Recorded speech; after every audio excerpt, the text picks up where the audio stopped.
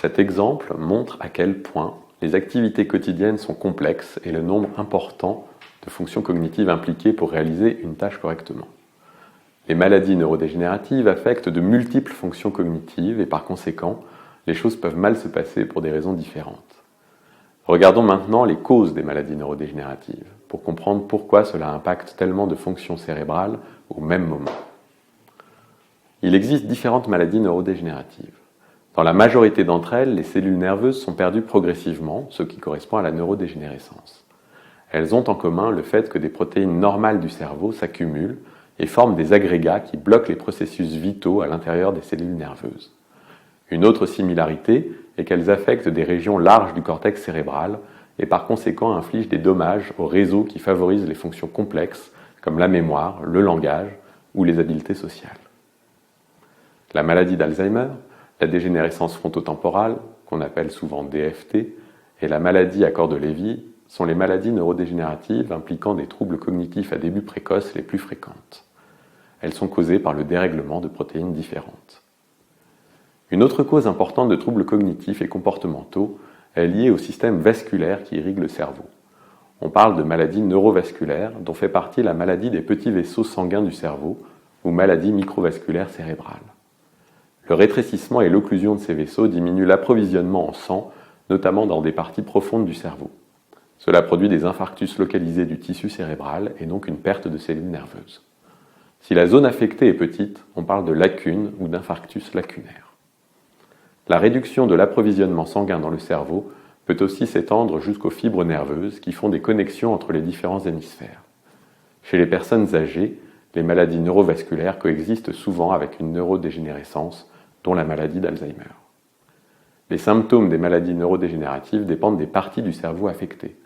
Par exemple, des problèmes de mémoire, et plus particulièrement de la mémoire des événements récents, sont causés par des dommages de la partie centrale d'une zone du cerveau, le lobe temporal. Les problèmes de langage et de compréhension sont associés à une atteinte de l'hémisphère gauche du cerveau. La difficulté à reconnaître et à manipuler des objets ou des problèmes d'orientation spatiale, comme savoir où l'on est ou suivre des directions, résultent des dommages des régions situées à l'arrière du cerveau, appelées lobe pariétal. Le traitement d'informations visuelles et de la coordination entre les informations visuelles et le mouvement prennent place aussi à l'arrière du cerveau dans le lobe occipital. Les problèmes de planification, de prise d'initiative, ainsi que des changements dans la personnalité, l'empathie, les habiletés sociales et le contrôle des impulsions sont reliés aux maladies qui affectent les lobes situés à l'avant du cerveau qu'on appelle les lobes frontaux.